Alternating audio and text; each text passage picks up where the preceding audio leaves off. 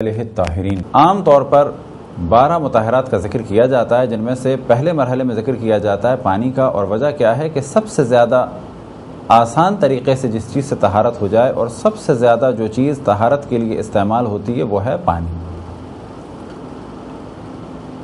پانی سے اگر کسی چیز کو پاک کیا جائے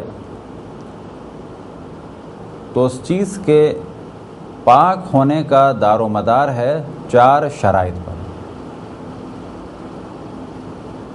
ان میں سے 2 شرطیں خالص ہیں پانی کے بارے میں، لہذا اگر کسی چیز کو پانی سے پاک کرنا مقصود ہو اور کوئی چاہے کسی چیز کو پانی سے پاک کرے تو پہلی شرط ہے پانی کے بارے میں یہ کہ وہ مطلق ہو، یعنی مضاف نہ ہو۔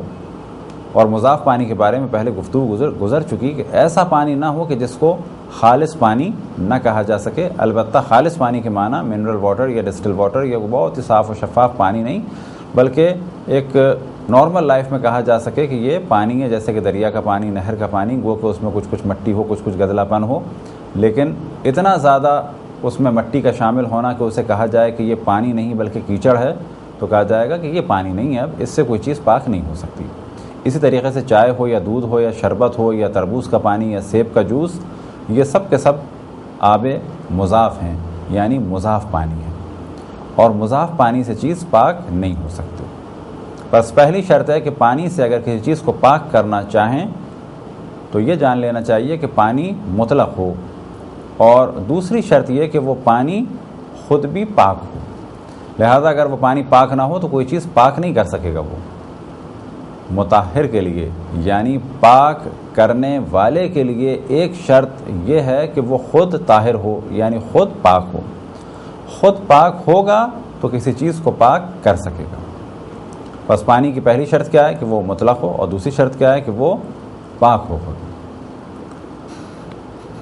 تیسری شرط یہ کہ جو پانی کی بھی کہی جا سکتی ہے اور پاک ہونے کی بھی کہی جا سکتی ہے، وہ یہ کہ جس چیز کو پاک کر رہے ہوں اس وقت پانی مضاف نہ ہو رہا ہو۔ مثال کے طور پہ ہم ہاتھ کو پاک کرنا چاہتے ہیں تو پہلی شرط کیا ہے؟ پانی مطلق ہو۔ دوسری شرط کیا ہے؟ کہ پانی پاک ہو۔ تیسری شرط یہ کہ یا تو اسے آپ پانی کی شرط سمجھ لیں یا پاک کرنے کی شرط سمجھ لیں، وہ یہ کہ جس وقت کسی چیز کو پاک کیا جا رہا ہو اس وقت وہ پانی مضاف نہ ہو جائے۔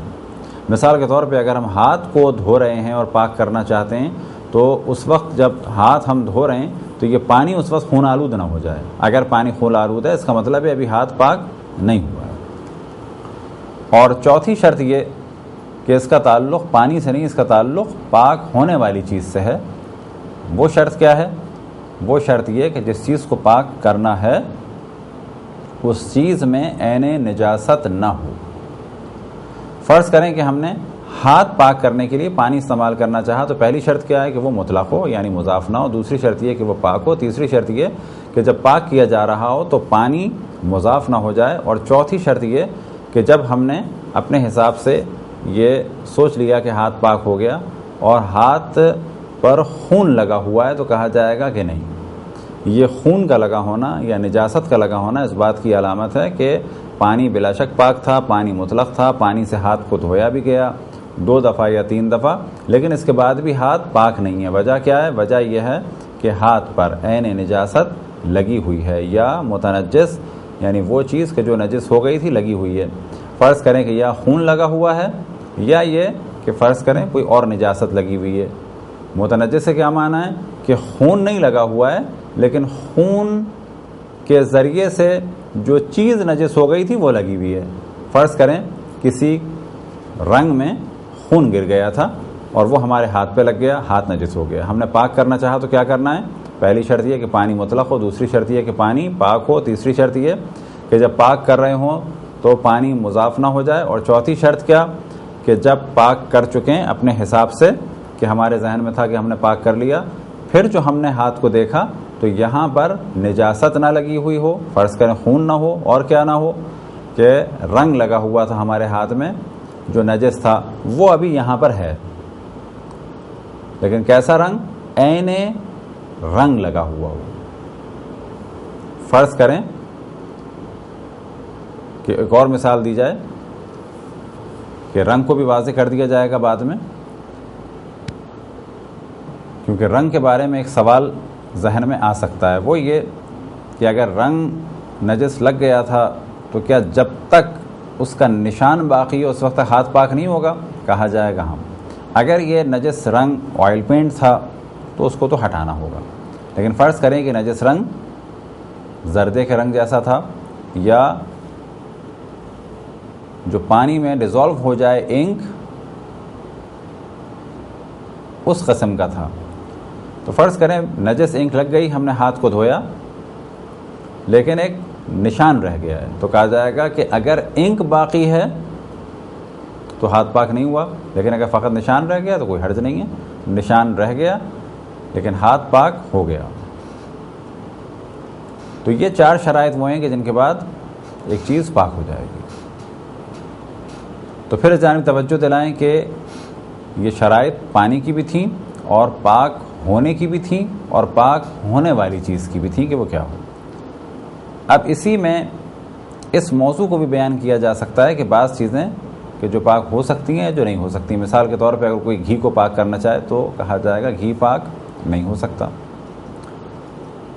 مٹی کے برتن کو پاک کرنا چاہیں تو وہ اوپر سے پاک ہو سکتا ہے، لیکن اگر نجاست اندر تک چلی جائے، فرض کریں خشک مٹکا یا خشک برتن ایک جگہ رکھا ہوا تھا، کسی نے اس پر پیشاب کر دیا، خود ہم نے دیکھا کتا گزرا اس نے پیشاب کر دیا، کسی بچے نے پیشاب کر دیا ایک خشک مٹکے پہ اور یہ پانی اس میں جذب ہو گیا۔ اب اگر ہمیں اسے پاک کرنا ہے تو کہا جائے گا کہ اتنی دیر ہمیں پانی میں رکھنا ہے، وہ بھی کون سے کور یا جاری میں، کہ یقین ہو جائے کہ پانی اندر تک پہنچ گیا اور نجاست اب اندر باقی نہیں ہے۔ یہ کون سی چیز کے لیے؟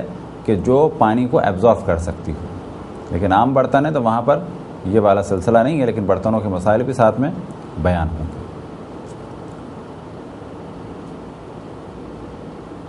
لیکن ایک تصور کہ پلاسٹک پاک نہیں ہوتی ہے بالکل غلط ہے، پلاسٹک پاک ہو جاتی ہے، مٹی بھی پاک ہو سکتی ہے، چمڑا بھی پاک ہو سکتا ہے۔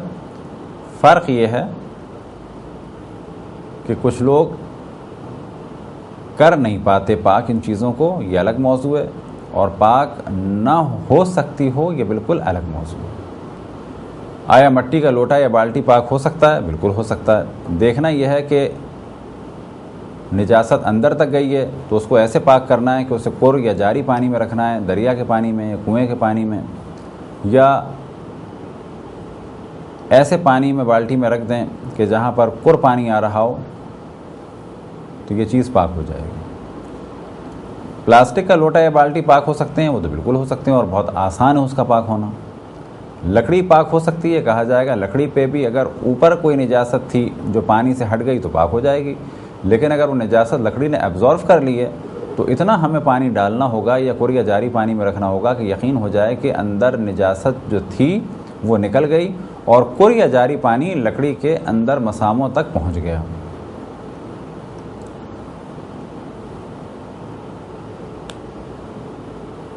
اب اگر سوال کیا جائے کہ برتن نجس ہو جائے تو کیا کریں؟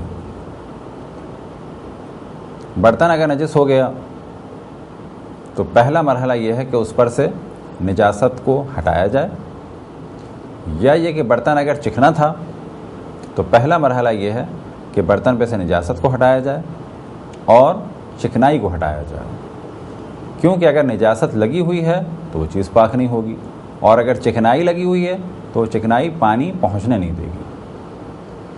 چکنائی ہٹانے کا طریقہ کیا ہو سکتا ہے؟ کہ کسی بھی کپڑے یا کاغذ کے ذریعے سے اس چیز کو نجاست کو ہٹا دیا۔ نجاست کے بارے میں فقط یہ تصور نہ کریں کہ وہ نجاست پیشاب یا کسی اور قسم کی ہے۔ فرض کریں کہ یہ سالن نجس تھا۔ کیسے نجس تھا؟ جو مرغی اس میں پکائی گئی وہ دھوئی نہیں تھی، تو ظاہر مرغی نجس تھی۔ وہ کیوں نجس تھی؟ کہ اس کے ذبح ہونے کے بعد وہ ایک ایسی جگہ پر کاٹی گئی کہ جہاں پر خون تھا، ہر بوٹی اس کی نجس ہو گئی۔ اب ضروری ہے اس کو پاک کیا جائے۔ ایسا سالن اگر پلیٹ میں آ گیا تو کہا جائے گا یہ پلیٹ بھی نجس ہے۔ پلیٹ اگر پاک کرنی ہو تو کیا کرنا ہے؟ پہلے سالن کو ہٹانا ہے اور کیا کرنا ہے؟ اس کے بعد چکنائی کو ہٹانا ہے۔ چکنائی کیسے ہٹائی جا سکتی ہے؟ ٹیشو پیپر سے، کاغذ سے، کسی بھی چیز سے۔ اب جب نجاست بھی ہٹ گئی، چکنائی بھی ہٹ گئی، تو اب وہ پاک ہو جائے گی۔ اب اگر اس برتن کی نجاست بھی ہٹ گئی اور چکنائی بھی ہٹ گئی تو اسے پاک کیا جائے گا قلیل پانی سے 3 دفعہ، اور احتیاط یہ ہے کر اور جاری پانی ہے تو بھی 3 دفعہ پاک کیا جائے، یہ بہتر ہے۔ لہذا بعض مراجع نے احتیاط واجب لگائی اور بعض نے فقط احتیاط مستحب لگائی۔ اب اگر بہت ہی سادہ الفاظ میں بیان کیا جائے تو کہا جائے کچھ مراجع نے تاکید کی کہ 3 دفعہ قلیل پانی سے دھونا ہے، اور اگر کر پانی ہے تو بھی 3 ہی دفعہ دھونا ہے، اور کچھ مراجع نے فرمایا کہ 3 دفعہ قلیل پانی سے دھونا ہے، اور اگر قلیل پانی کے علاوہ کسی اور پانی سے دھونا چاہیں تو بہتر ہے کہ 3 دفعہ دھو لیں۔ یہ ایک عام برتن کہ جو نجس ہو گیا ہو اس کی طہارت کا طریقہ تھا۔ اب تدریجاً بیان ہوگا کہ برتن نجس ہو سکتا ہے شراب سے، وہ کیسے پاک ہو؟ برتن نجس ہو سکتا ہے کہ سور نے کوئی چیز اس میں کھا لی، وہ کیسے پاک ہو؟ اور برتن نجس ہو سکتا ہے فرض کریں کتے نے اس میں کھا لیا، یا یہ کہ اس برتن کو چاٹ لیا، وہ کیسے نجس ہوگا؟ تو پہلے مرحلے میں جو ہم نے بیان کیا فقط اس برتن کے مسئلے کو بیان کیا کہ وہ نجس ہو گیا، نہ یہ کہ شراب کے ذریعے سے اور نہ یہ کہ کتے یا سور کے ذریعے سے، بلکہ ہم نے مثال دی کہ ایک نجس سالن تھا۔ یہ نجس سالن کس کی وجہ سے تھا؟ مرغی پاک نہیں کی تھی، خون لگا ہوا تھا۔ بس پہلے مرحلے میں بیان کرتے ہیں کہ اگر کسی برتن میں کتا کھا لے یا اس برتن کو چاٹ لے تو وہ کیسے پاک ہوگا۔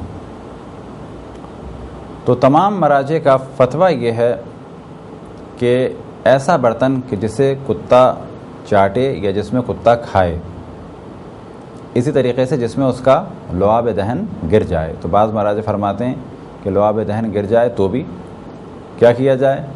پہلے مرحلے میں اس نجاست کو ہٹایا جائے، صاف پانی سے دھویا جائے۔ اب اگر صاف پانی سے اس کو دھو لیا، 1 دفعہ نہیں بلکہ 10 دفعہ، تو بھی یہ پاک نہیں ہوگا۔ پہلا مرحلہ کیا ہے کہ پاک اس برتن میں سے نجاست کو ہٹانے کے بعد پاک مٹی اس میں ڈالی جائے اور اس مٹی کے ذریعے سے اس برتن کو ملا جائے۔ اگر ہاتھ سے یا کسی کپڑے کے ذریعے سے ملنا ممکن ہے تو کپڑے یا ہاتھ سے ملا جائے، اور کوئی ایسا برتن ہے کہ جس میں کتے کا لعاب دہن گر گیا، یعنی اس کا تھوک یا اس کی رال گر گئی اور اس میں ہاتھ نہیں جا سکتا، تو کسی لکڑی کے ذریعے سے اس پہ کپڑا باندھنے کے ذریعے سے یا پانی ڈال کر مٹی کو اس طریقے سے ہلایا جائے کہ مٹی اس کے ہر مقام پر پہنچ جائے، اور اس کے بعد اس مٹی کو پھینکا جائے اور اسے دوبارہ پانی سے پاک کیا جائے۔ اب وہ کتنی دفعہ پاک کیا جائے اسے تفصیل سے بیان کرتے ہیں۔ اب جب مٹی سے برتن کو دھو لیا اور اس مٹی کو اس برتن سے ہٹا دیا تو کیا یہ برتن پاک ہو گیا؟ ابھی بھی پاک نہیں ہے۔ اب 2 دفعہ قلیل پانی سے، یعنی اگر کسی بالٹی یا لوٹے سے پاک کرنا ہے 2 دفعہ اس کو دھونا ہے، لیکن اگر کر یا جاری پانی ہے تو اکثر مراجع فرماتے ہیں کر اور جاری میں 1 دفعہ میں پاک ہو جائے گا، لیکن اکثر مراجع فرماتے ہیں کہ کر اور جاری میں 2 دفعہ دھویا جائے۔ یعنی اس برتن کو کہ جو کتے کے چاٹنے سے نجس ہو گیا، یا اس میں سے کتے نے کھایا، یا کھانے سے کیا مراد کوئی لیکوڈ چیز، یا یہ کہ اس میں اس کا لعاب دہن گرا۔ پہلا مرحلہ یہ ہے کہ اس نجاست کو نکالا جائے، پاک مٹی سے اس کو دھویا جائے، پاک مٹی کو ہٹا دیا جائے پانی کے ذریعے سے یا کسی کے ذریعے سے۔ ابھی بھی یہ برتن پاک نہیں ہے۔ اب اگر قلیل پانی ہے تو 2 دفعہ دھویا جائے، اور اگر کثیر پانی ہے کر یا جاری تو 1 دفعہ دھونے سے پاک ہوگا، لیکن بعض مراجع فرماتے ہیں کہ وہ بھی 2 دفعہ دھویا جائے۔ لہذا احتیاط کی راہ کیا ہے؟ اگر ہم پاک کرنا چاہیں تو کیا کریں؟ ایسے برتن کو پہلے مرحلے میں نجاست کو ہٹائیں، اس کے بعد مٹی سے اس کو ملیں، پھر اس کے بعد مٹی ہٹا دیں، پھر اس کے بعد 2 دفعہ کم سے کم اسے دھوئیں، اور 3 دفعہ دھوئیں تو بہتر ہے، چاہے پانی قلیل ہو چاہے پانی کثیر ہو۔ یہ تھا مسئلہ اگر کسی برتن میں کتا کھا لے، لیکن ایسی چیز کہ جو لیکوڈ ہو، یا اس کو چاٹ لے، یا کسی برتن میں اس کا لعاب دہن گر جائے۔ لیکن اگر کسی برتن پر فرض کریں کہ ڈبل روٹی رکھی تھی یا پاپے رکھے ہوئے تھے یا کوئی سخت چیز رکھی ہوئی تھی، اور کتا آیا اور بغیر اس کے کہ وہ پلیٹ کو چاٹے یا پلیٹ میں منہ ڈالے یعنی لیکوڈ کھائے یا اس کا لعاب دہن گرے یعنی رال گرے، فقط آیا اور اس کے اوپر سے ایک چیز اٹھا کے چلا گیا، اور ہمیں یقین ہے کہ فقط وہ چیز اٹھا کے لے گیا ہے، لیکن نہ اس کا تھوک گرا ہے یعنی نہ اس کی رال گری ہے اور نہ اس نے پلیٹ کو چاٹا ہے اور نہ ہی پلیٹ میں سے کوئی لیکوڈ چیز اس نے کھائی، کیونکہ ظاہر ہے پلیٹ میں کوئی لیکوڈ چیز نہیں تھی، فقط کچھ ڈبل روٹی یا کچھ ایسی چیز رکھی ہوئی تھی، وہ اٹھا کے لے گیا۔ تو کیا ایسی صورت میں پلیٹ کو پاک کرنا ہوگا؟ تو کہا یہ جائے گا کہ اگر پلیٹ نجس نہیں ہوئی ہے تو پھر پاک کرنے کی ضرورت نہیں ہے، کیونکہ فرض کیا ہے کہ سمجھیں پلیٹ میں مختلف چیزیں رکھی ہوئی تھیں، اوپر کی ایک چیز کو وہ اٹھا کر لے گیا تو کہا جائے گا وہ چیز نجس ہو گئی، لیکن پلیٹ اپنی جگہ پاک ہے۔ اگر کوئی برتن سور کی وجہ سے نجس ہو جائے، یعنی سور اس برتن میں سے کوئی لیکوڈ چیز کھا لے یا اس برتن کو چاٹ لے، تو یہاں بھی جو مراجع کے فتاوے ہیں وہ یہی کہ 7 دفعہ اس کو دھویا جائے، چاہے پانی قلیل ہو چاہے کر ہو۔ جو عموماً فتاوے ہیں مراجع کے یہ کہ 7 دفعہ اسے دھویا جائے، چاہے قلیل ہو چاہے کثیر ہو، یعنی چاہے لوٹے سے دھونا چاہیں تو 7 دفعہ دھوئیں، یعنی ایک دفعہ آپ نے پلیٹ میں پانی ڈالا، پھر دوبارہ، پھر تبارہ، پھر چوتھی دفعہ، 5ویں دفعہ، 6ٹھی دفعہ، 7ویں دفعہ۔ اور اگر کر میں آپ کو ڈپ کرنا ہے تو 1 دفعہ ڈپ کیا، 2 دفعہ، 3 دفعہ، 4 دفعہ، یہاں تک کہ 7 دفعہ۔ دریا کا پانی ہے تو بھی 7 دفعہ۔ آیا مٹی سے ملنا ضروری ہے اسے؟ تو مٹی سے ملنا ضروری نہیں ہے بلکہ مستحب ہے۔ اگر کوئی برتن شراب سے نجس ہو گیا تو اسے 3 دفعہ پاک کرنا ہے، اور اکثر مراجع کا فتویٰ یہی ہے کہ چاہے پانی قلیل ہو یا کر ہو یا جاری ہو 3 دفعہ میں پاک ہوگا، اور بہتر یہ ہے کہ 7 دفعہ اس کو دھویا جائے، 3 دفعہ میں پاک ہو جائے گا۔ لیکن شراب اتنی نجس اور خبیث چیز ہے کہ پھر بھی کوشش کی جائے کہ مزید 4 دفعہ اور یعنی ملا کر کل 7 ہو جائیں تو بہتر ہے، لیکن 3 دفعہ میں وہ چیز پاک ہو جائے گی۔ البتہ قلیل و کر اور جاری کا بھی خیال کیا جائے کہ جو بھی پانی ہے، مثال کے طور پہ قلیل پانی سے لوٹے سے دھو رہے ہیں تو بھی 3 دفعہ، اور اگر کسی سوئمنگ پول میں یا کسی دریا میں دھو رہے ہیں تو بھی 3 دفعہ دھویا جائے تو بہتر ہے۔ اگر کوئی بڑا برتن جیسے کہ دیگ یا کوئی بہت بڑا کنٹینر ہو، مثال کے طور پہ جس میں کریم بنتی ہو یا کوئی دوا بنتی ہو یا کہیں شربت بنتا ہو، وہ نجس ہو جائے تو کیا کیا جائے؟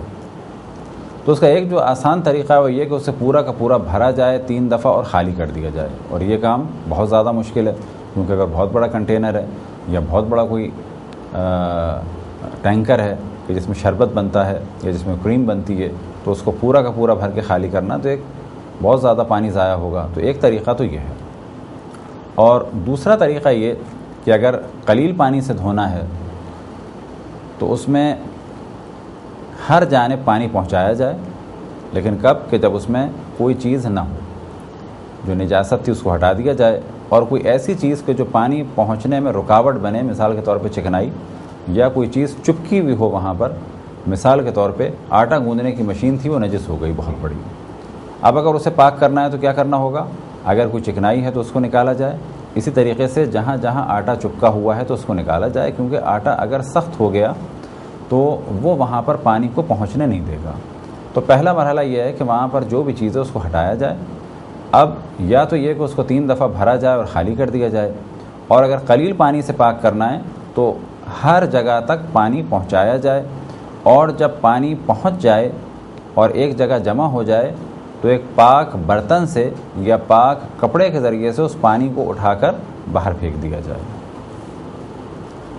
پھر دوبارہ پانی ڈالا جائے، اس کے ہر جانب پہنچایا جائے، اور جب پانی جمع ہو جائے تو اس پہلے والے برتن یا کپڑے کو استعمال نہیں کرنا ہے، اور اگر استعمال کریں تو کیسے؟ اسے پہلے پاک کریں اور پھر اس پانی کو نکالیں، پھر تیسری دفعہ ہر جانب پانی پہنچایا جائے، اور جو پانی جمع ہو جائے اس کو پاک برتن یا کپڑے سے نکالیں تو یہ پاک ہو جائے گا۔ لیکن ہر دفعہ یا کپڑا یا پانی نکالنے کی چیز نہیں ہو، یا ہر دفعہ اسے پاک کیا جائے،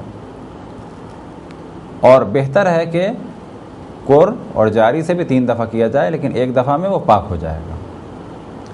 اب اگر کر پانی کسی پائپ کے ذریعے سے آ رہا ہے تو ہر جانب پانی پہنچایا جائے. جب ہر جانب اس ٹینک میں یا دیگچے میں یا بڑی کنٹینر میں پانی پہنچ جائے گا تو کہا جائے گا کہ یہ چیز پاک ہو گئی ایک دفعہ میں کر کے ذریعے سے. لیکن برتن میں بہتر ہے کہ کر اور جانی سے بھی 3 دفعہ پاک کیا جائے.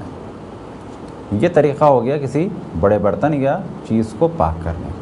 اگر تنور نجس ہو جائے تو کیا کیا جائے؟ تنور پاک کرنا ایک اعتبار سے آسان ہے. اور وجہ کیا ہے؟ وجہ یہ ہے کہ اگر تنور کے نیچے پانی جمع ہو جائے اور اسے ہم چھوڑ دیں اور وہ خود بخود بھی خشک ہو جائے تو اوپر کے حصے پہ کوئی اثر نہیں پڑتا اور روٹی پکانا جائز ہے. مثال کے طور پہ اگر تنور نجس ہو گیا تو تنور کے بارے میں جو فتویٰ مراجع الزام کا ہے یہ کہ 2 دفعہ اسے پاک کیا جائے. 2 دفعہ ہم نے پاک کر لیا اور پاک کرنے کے بعد جو نیچے پانی ہے اسے اگر ہم چھوڑ بھی دیں تو تندور پہ اثر نہیں پڑتا. جبکہ بالٹی یا کوئی دیگ یا کوئی کنٹینر اس میں ہمیں نیچے کے حصے کو بھی پاک کرنا ہوگا, کیونکہ جب کوئی چیز اس میں ڈالی جائے گی تو نیچے کا اگر نجس ہے تو اوپر کا بھی نجس ہو جائے گا. لیکن تنور ایسی چیز ہے کہ وہ ہمیں ارد گرد کی دیواریں استعمال کرنی ہیں. نیچے اگر وہ نجس بھی رہے تو کوئی فرق نہیں پڑتا کیونکہ نیچے لکڑیاں ہوں گی. بس تنور کو 2 دفعہ پاک کیا. پاک کرنے کے بعد اگر پانی نکالنا چاہیں تو نکال لیں اور اگر نہ نکالنا چاہیں تو پانی کو ایسے ہی پڑا چھوڑ دیں. بہتر یہ ہے کہ گڑھا کھود دیا جائے تاکہ پانی اس چھوٹے سے گڑھے میں جمع ہو جائے, ہر جانب نہ رہے. لیکن اگر گڑھا نہ کھودا جائے اور پانی نیچے رہے اور پھر ایک وقت آئے کہ تندور خشک ہو جائے, جب تندور خشک ہو گیا اس کو آپ استعمال کریں. لکڑیاں جہاں جل رہی ہیں اس کا نچلا حصہ نجس ہے تو اس سے نہ روٹی پہ اثر پڑتا ہے اور نہ ہی تنور پر. اگر کسی پاک چیز کو کر یا جاری پانی سے پاک کرنا ہو تو پہلا مرحلہ یہ ہے کہ اس پہ سے نجاست کو ہٹا دیا جائے. اب اگر نجاست کو ہٹا دیا تو وہ چیز کر یا جاری پانی میں ایک دفعہ میں پاک ہو جائے گی. لیکن اگر وہ چیز پیشاب سے نجس ہوئی ہے تو احتیاط یہ ہے کہ اس چیز کو حتیٰ کر پانی میں بھی 2 دفعہ دھویا جائے. مثال کے طور پہ ہاتھ ہمارا نجس ہے, ہم نے کر پانی میں ایسے ڈبویا یا کسی جاری پانی میں ڈالا, جیسے ہی نکالیں گے پاک ہو جائے گا. لیکن اگر کپڑا ہمارا نجس ہو گیا پیشاب کے علاوہ کسی اور چیز سے تو پہلا مرحلہ یہ ہے کہ اس پر نجاست نہ ہو. نجاست ہم نے ہٹا دی. ہٹانے کے بعد اسے کر یا جاری پانی میں ہم نے ڈپ کیا اور ڈپ کر کے نکالا اور نکالنے کے بعد نچوڑا تو یہ ایک ہی دفعہ میں پاک ہو جائے گا. لیکن اگر وہ پیشاب کے ذریعے سے نجس ہوا ہے تو پہلا کام یہ ہے کہ اس کا پیشاب ہٹایا جائے اس کپڑے سے. جب ہٹ گیا تو بہتر یہ ہے کہ کر میں بھی اور جاری میں بھی اس کو 2 دفعہ ڈپ کر کے, ایک دفعہ ڈپ کر کے نکالا نچوڑا اور پھر دوبارہ ڈپ کر کے نکالا اور نچوڑا تو یہ چیز پاک ہو جائے گی.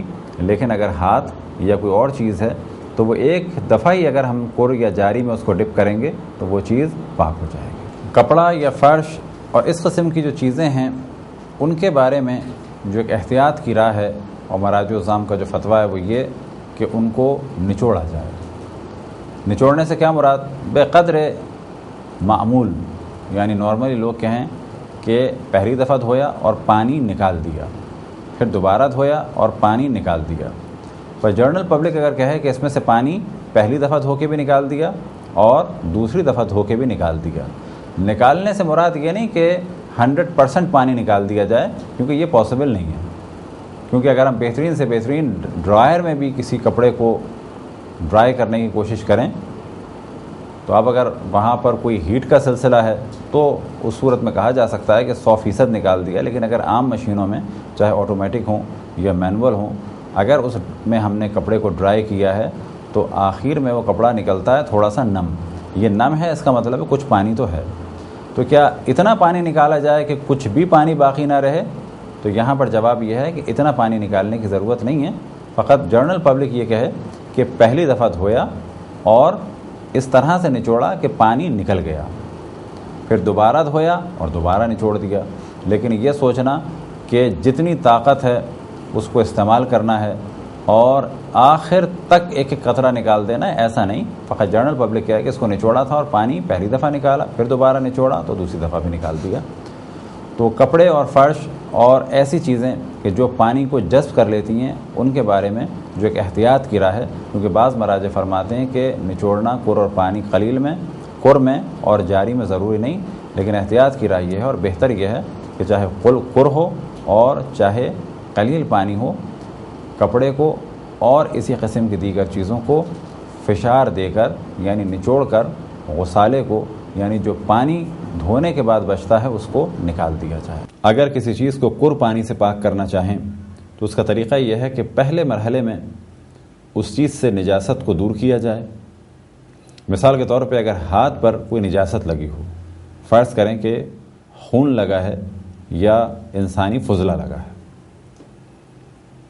تو پہلا کام یہ ہے کہ ہاتھ سے اس نجاست کو دور کیا جائے، اور پھر اگر یہ قربانی ہے، جیسا کہ موضوع یہی ہے کہ قربانی سے کیسے پاک کیا جائے چیز کو، تو نجاست ہٹنے کے بعد اس ہاتھ کو اگر قربانی میں داخل کریں تو یہ ہاتھ پاک ہو جائے گا۔ لیکن اگر نجاست لگی رہ جائے تو چاہے ایک دفعہ قربانی میں داخل کریں چاہے 10 دفعہ قربانی میں داخل کریں، جب تک نجاست باقی ہے اس وقت تک یہ ہاتھ پاک نہیں ہو سکتا۔ اسی طرح سے اگر کپڑا نجس ہو جائے اور اس پہ نجاست لگی ہو تو وہاں بھی یہی شرط ہے کہ پہلے اس نجاست کو دور کیا جائے اور دور کرنے کے بعد اسے قربانی میں داخل کیا جائے یا قربانی اس پر ڈالا جائے، اور جس حصے کو پاک کرنا ہو اس تمام حصے تک پانی کا پہنچانا ضروری ہے۔ مثال کے طور پہ اگر پوری چادر نجس ہے تو پوری چادر کے ہر حصے تک پانی پہنچانا ہوگا، لیکن اگر چادر کا ایک حصہ نجس ہے تو جو حصہ نجس ہے اس حصے تک پانی پہنچانا ہوگا۔ اگر ہاتھ یا کوئی اور اس قسم کی چیز ہے تو محض دھوتے ہی وہ چیز پاک ہو جائے گی، اور فشار دینا یعنی دبانا یا اس کے پانی کو نکالنا ضروری نہیں۔ لیکن اگر کپڑا ہے یا اس سے ملتی جلتی کوئی اور چیز ہے کہ جو پانی جذب کر لیتی ہے، تو وہاں پر بھی پہلا مرحلہ یہ ہے کہ نجاست کو دور کیا جائے، اس کے بعد اس کو قربانی میں ڈالا جائے، قربانی اس پر ڈالا جائے، لیکن شرط یہ ہے کہ اس کو نچوڑا جائے۔ اکثر مراجع کا فتویٰ یہی ہے کہ اس کو نچوڑا جائے اور نچوڑنے کے بعد جتنا عام طور پر پانی نکل جاتا ہے اتنا نکالا جائے۔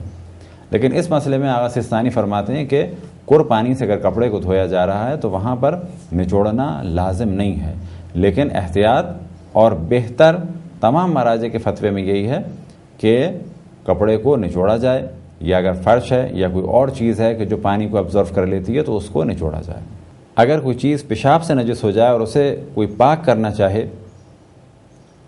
تو وہاں بھی پہلی شرط یہ کہ پیشاب کو اس چیز سے جدا کیا جائے اور اس پر پانی ڈالا جائے اگر آب قلیل سے پاک کرنا ہے۔ فرض کریں کہ یہ ایک چیز پیشاب سے نجس ہو گئی تو اس کا پہلا مرحلہ یہ ہے کہ پیشاب کو ہٹایا جائے، اور اب یہ ہٹانا کس طریقے سے ہوگا، چاہے پانی سے ہو چاہے کسی اور چیز سے ہٹایا جائے۔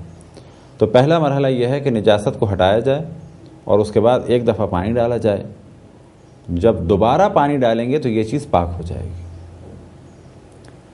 لیکن اگر تیسری دفعہ پانی ڈالیں تو بہتر ہے، اور یہی وہ روش ہے کہ جو ہمارے انڈیا پاکستان میں عام طور پہ علماء نے اس جانب توجہ دلائی، اور کیونکہ ایک بہت بڑی تعداد قلیل پانی اور قر پانی اور کون سی چیز پیشاب سے نجس ہوئی اور کون سی چیز پیشاب کے علاوہ کسی اور چیز سے نجس ہوئی ہے، کیونکہ عام پبلک اتنا زیادہ نہ سوچ سکتی ہے اور نہ بعض کو یہ مسائل یاد رہتے ہیں، تو انہوں نے اس جانب توجہ دلائی کہ جو بھی چیز نجس ہو جائے اس پہ 3 دفعہ پانی ڈالیں، البتہ کب، نجاست کے الگ ہونے کے بعد۔ آیا یہ روش صحیح تھی تو کہا جائے گا کہ یہ ایک بہترین روش تھی اس اعتبار سے کہ کوئی بھی چیز اگر ایسی ہو کہ جو نجس ہو گئی، جب اس پہ سے نجاست کو ہٹا دیا جائے اور 3 دفعہ پانی ڈال دیا جائے، چاہے وہ قر ہو یا قلیل ہو یا جاری ہو، تو بلا شک وہ ہر اعتبار سے پاک ہو جائے گی۔ لیکن 3 دفعہ بتانے کا ہدف یہ تھا کہ ایک بہت بڑی تعداد یہ فرق نہیں کر پاتی اور نہیں سمجھ پاتی قربانی کا کیا حکم ہے، اور قربانی میں 1 دفعہ میں چیز پاک ہو جائے گی اور غیر قربانی میں 2 دفعہ میں پاک ہوگی، اور پہلی دفعہ کا ہٹنا نجاست کا کون سا ہے اور دوسری دفعہ کا کون سا ہے۔ ایک بہت بڑی تعداد ان مسائل کو کم سے کم اس زمانے میں نہیں سمجھ پاتی تھی، البتہ آج بھی اکثر افراد ایسے ہی ہیں کہ جو اس طریقے سے ترتیب کے ساتھ پاک کرنے کی شرائط کو ذہن میں نہیں رکھ سکتے، تو وہاں پہ کیا کہا جائے گا؟ یہی کہا جائے گا کسی بھی چیز کو نجاست الگ ہونے کے بعد 3 دفعہ دھو لو، لیکن تیسری دفعہ دھونا احتیاط ہے، تیسری دفعہ دھونا مستحب ہے اور بہتر ہے۔ اب اگر کوئی چیز نجس ہوئی پیشاب کے علاوہ کسی چیز سے، تو وہاں پر کیا سلسلہ ہے کہ پہلی دفعہ اور پہلا مرحلہ یہ ہے کہ اس نجاست کو دور کیا جائے، اور اگر آب قلیل سے دھو رہے ہیں تو پہلی دفعہ کب کہ جب نجاست ختم ہو جائے، تو پہلی دفعہ اگر اس پہ پانی ڈالا جائے اور اس طریقے سے ڈالا جائے کہ ہر جگہ پہنچ جائے تو وہ چیز پاک ہو جائے گی، لیکن بہتر ہے کہ 2 دفعہ دھویا جائے، اور 3 دفعہ کوئی دھو لے تو نور علی نور۔ بچوں کے پیشاب کے بارے میں ایک نظریہ جو انڈیا اور پاکستان میں کافی مشہور ہے کہ بچوں کا پیشاب پاک ہوتا ہے، یہ بالکل غلط ہے، بلکہ اصل مسئلہ یہ ہے کہ بچوں کا پیشاب نجس ہوتا ہے، لیکن فرق کیا ہے بڑوں کے پیشاب میں اور بچوں کے پیشاب میں؟ کہ بچوں کا پیشاب ایک دفعہ میں پاک ہو جاتا ہے۔ کچھ مراجع الزام نے یہاں پر ایک شرط لگائی ہے کہ جب کہا جائے بچے کا پیشاب تو وہاں پر مراد ہے لڑکے کا پیشاب، یعنی وہ لڑکا کہ جو 2 سال سے کم عمر ہے اور ابھی دودھ پہ چل رہا ہے، اور اگر کچھ کھاتا ہے تو کوئی حرج نہیں، لیکن اس کا کھانا دودھ پینے کی نسبت کم ہو، تھوڑا بہت کھاتا ہے تو کوئی حرج نہیں، لیکن اگر وہ ایسا ہو چکا ہے کہ دودھ نہیں پیتا بلکہ کھانا کھاتا ہے، یا یہ کہ دودھ کم پیتا ہے کھانا زیادہ کھاتا ہے، تو وہ بچہ ان بچوں میں سے نہیں ہے کہ جس کا پیشاب ایک دفعہ میں پاک ہو جائے گا۔ لہذا بعض مراجع الزام نے لڑکی کے پیشاب کو، یعنی وہ بچی جو 2 سال سے کم عمر ہے، اس کے پیشاب کو مستثنی قرار نہیں دیا، لیکن یہاں پر بعض مراجع نے کہ جن میں آیت اللہ العظمیٰ سیستانی ہیں، وہ فرماتے ہیں چاہے لڑکی ہو چاہے لڑکا ہو، اگر 2 سال سے کم عمر ہے اور زیادہ مقدار میں وہ دودھ پیتی ہے یا پیتا ہے تو اس کا پیشاب ایک دفعہ میں پاک ہو جائے گا۔ کیا مراد ایک دفعہ میں پاک ہو جائے گا؟ مثال کے طور پہ اس میز پہ بچے نے پیشاب کر دیا تو پہلا مرحلہ یہ ہے کہ نجاست کو دور کر دیں اور اس کے بعد ایک دفعہ پانی ڈال دیں۔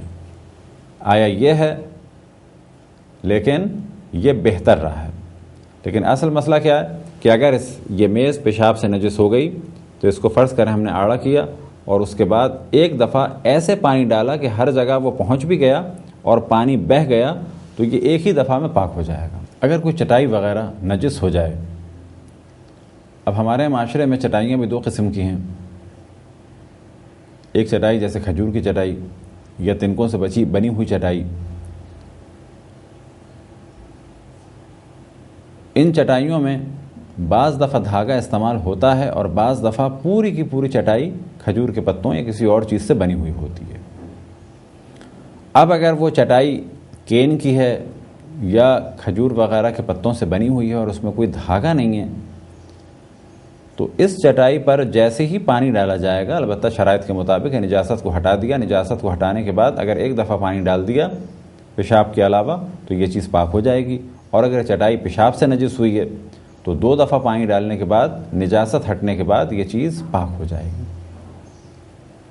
لیکن اگر اس چٹائی میں دھاگے استعمال ہوئے ہیں تو پھر اکثر مراجع الزام یہ فرماتے ہیں کہ احتیاط یہ ہے کہ اس چٹائی کو کسی بھی طریقے سے نچوڑا جائے، چاہے ہاتھوں سے اور چاہے پاؤں کے ذریعے سے یا کسی اور طریقے سے۔ وجہ کیا ہے کہ یہاں پر فقط کین یا کھجور کے پتے نہیں ہیں، بلکہ یہاں پر ایک موٹا دھاگا بھی استعمال ہوا ہے، اور دھاگے کے لیے وہی طہارت کا حکم ہے کہ جو کپڑے میں استعمال ہوا، کہ اس کو فشار دے کے اس کا پانی نکالا جائے۔ اب یہ فشار دینا یعنی دبانا چاہے پاؤں کے ذریعے سے ہو، چاہے کسی مشین کے ذریعے سے ہو اور چاہے ہاتھ کے ذریعے سے ہو، اصل مسئلہ یہ ہے کہ وہاں سے نجاست والا پانی خارج ہو جائے۔ اگر کوئی کھانے کی چیز نجس ہو جائے تو اس کے پاک کرنے کا بھی یہی طریقہ ہے کہ نجاست کو ہٹایا جائے اور اس کے بعد بہتر ہے کہ کم سے کم 2 دفعہ پانی ڈالا جائے۔ اسی طریقے سے چاول یا دال یا گوشت کے پاک کرنے کا بھی یہی طریقہ ہے۔ بس کسی بھی چیز کو اگر پاک کیا جائے تو سب سے بہتر طریقہ یہ کہ نجاست کو ہٹایا جائے، اور نجاست کو ہٹانے کے بعد کم سے کم 2 دفعہ پانی ڈالا جائے۔ گو کہ بعض مراجع الزام فرماتے ہیں کہ اگر پاک برتن میں آپ نے فرض کریں گوشت جو نجس تھا اسے آپ نے پاک برتن میں رکھا اور 1 دفعہ بھی پانی ڈال دیا، البتہ کب کہ جب اس پہ نجاست نہیں ہے تو وہ پاک ہو جائے گا، لیکن احتیاط یہی ہے کہ کم سے کم 2 دفعہ، ورنہ بہتر یہ ہے کہ 3 دفعہ اس چیز کو دھو لیا جائے۔ اب دھونے کا طریقہ کیا ہو سکتا ہے؟ فرض کریں گوشت ہاتھ میں اور یہ گوشت نجس تھا تو اسے 2 دفعہ پانی سے اگر دھو لیا تو یہ پاک ہو جائے گا، لیکن بہتر کیا ہے کہ 3 دفعہ دھو لیں۔ لیکن اگر گوشت کسی برتن میں ہے تو اس میں 1 دفعہ پانی ڈالا اور پانی پھینک دیا، پھر دوبارہ پانی ڈالا اور پانی پھینک دیا، یہ ہو گئے 2 مرتبہ اور گوشت اب پاک مانا جائے گا، بشرط یہ کہ وہاں پر اب کوئی خون نہ ہو۔ کون سا خون؟ نجس خون، کہ جو ذبح ہوتے وقت نکلتا ہے وہ والا خون۔ لیکن اگر دھونے کے بعد پانی نکلے اور پانی میں کچھ لال رنگ ہو تو اب یہ نہیں کہا جائے گا کہ یہ نجس خون ہے، یہ گوشت کا اپنا ذاتی خون ہے جو نکل رہا ہے۔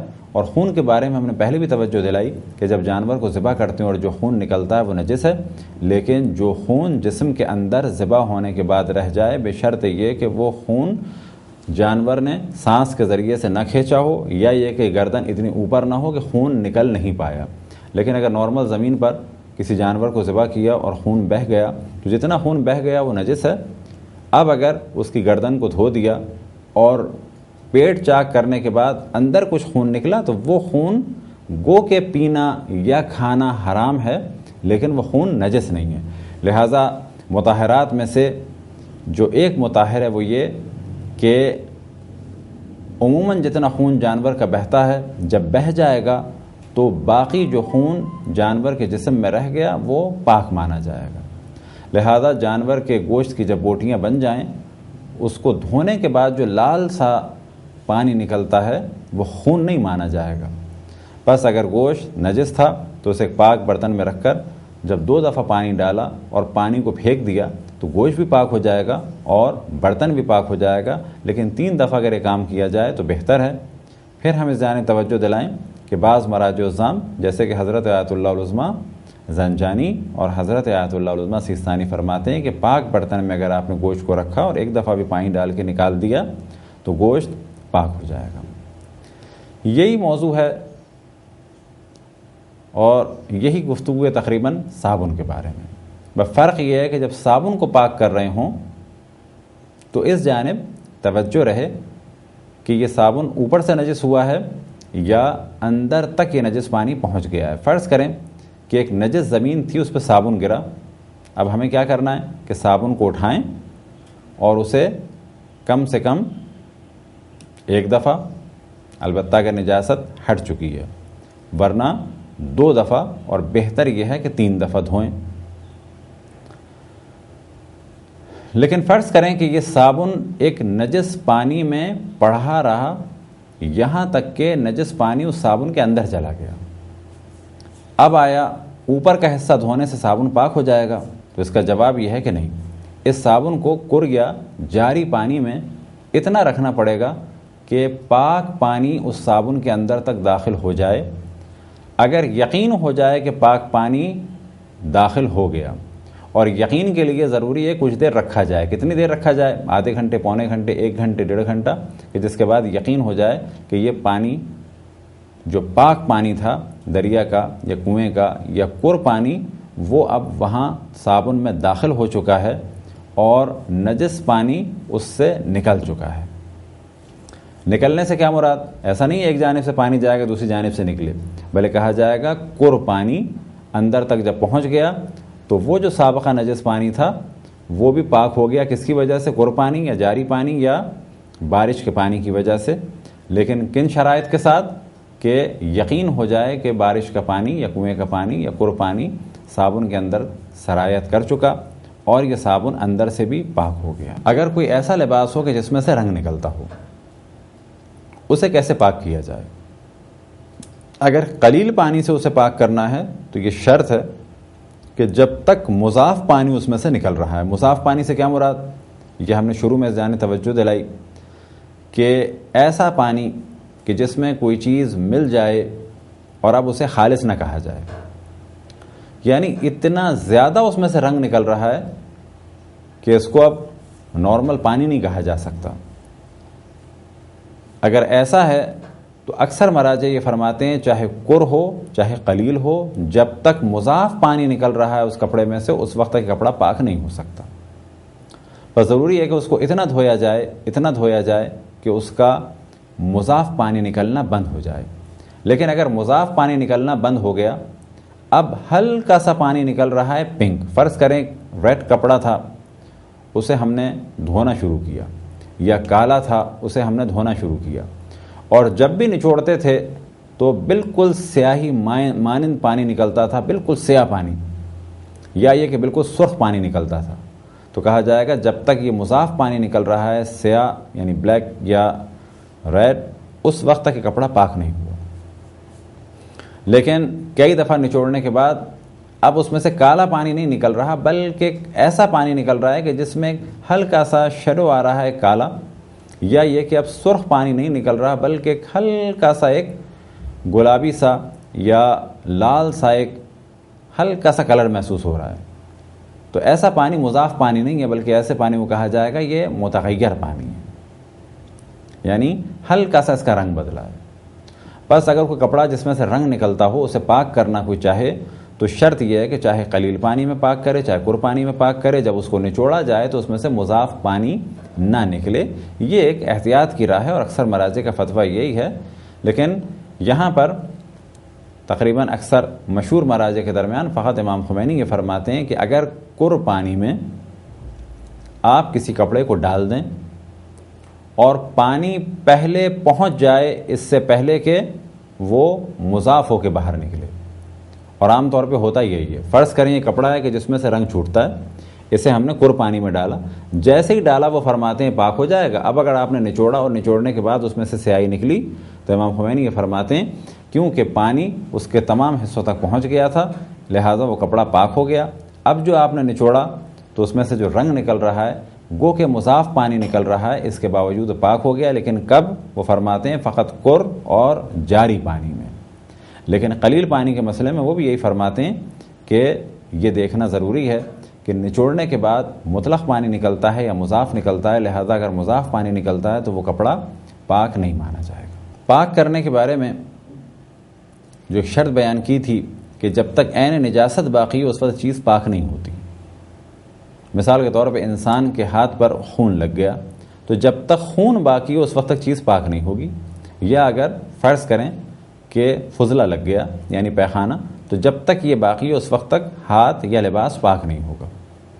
اب سوال یہ پیدا ہوتا ہے کہ بعض دفعہ چیز تو ہٹ جاتی ہے لیکن بدبو رہ جاتی ہے یا اس کا رنگ رہ جاتا ہے، تو کیا یہ چیز پاک ہو جائے گی؟ تو اس کا جواب یہ ہے کہ اگر عین نجاست ہٹ گئی، عین نجاست ہٹ گئی سے کیا مراد؟ خون یا اگر ہاتھ پہ پیخانہ لگا ہوا تھا وہ تو ہٹ گیا، لیکن جب ہاتھ پاک ہونے کے بعد سونگھتے ہیں تو اس میں ہلکی سی بدبو ہے، فرض کریں خون کی بدبو ہے یا اس فضلے کی بدبو ہے، یا یہ کہ بدبو نہیں ہے بلکہ ہلکا سا رنگ رہ گیا ہے۔ فرض کریں ایک لباس خون سے نجس ہو گیا، اس لباس کو ہم نے اچھی طریقے سے دھویا لیکن اس کپڑے پر دھبا لگا ہوا ہے، یا جب اس کپڑے کو سونگھتے ہیں تو بدبو آتی ہے، تو کیا یہ کپڑا پاک ہو گیا؟ تو اس کا جواب یہ ہے کہ اگر عین نجاست ہٹ گئی ہے اور اس کو پاک کر لیا ہے لیکن اب رنگ یا ایک ہلکی سی بدبو رہ گئی ہے یا زیادہ بدبو بھی اگر رہ گئی ہے تو یہ چیز پاک مانی جائے گی۔ وجہ کیا ہے کہ پاک ہونے کی شرائط میں سے ایک شرط یہ ہے کہ اگر عین نجاست ہٹ گئی ہے اور اس کے بعد پاک کر لیا گیا ہے تو چیز پاک ہو جائے گی اگرچہ اس میں رنگ یا بدبو باقی رہے۔ اگر کوئی بال یا داڑھی پاک کرنا چاہے تو کیا اس کا بھی وہی حکم ہے جو کپڑے کا ہے؟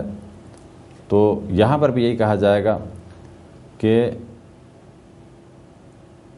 اگر قلیل پانی سے دھویا جا رہا ہے تو احتیاط یہ ہے کہ اسے دبا کے پانی کو نکالا جائے، یعنی داڑھی اور بالوں کو ایک پریشر دیا جائے، سر دبایا جائے تاکہ پانی نکل جائے۔ اسی طریقے سے ایک احتیاط یہ ہے کہ اگر بال اور داڑھی بہت زیادہ ہیں تو انہیں بھی فشار دیا جائے، ورنہ عام حالات میں اگر مختصر سے بال ہیں تو انہیں اگر قر یا قلیل کسی بھی پانی سے دھویا جائے تو پھر فشار کی ضرورت نہیں ہے۔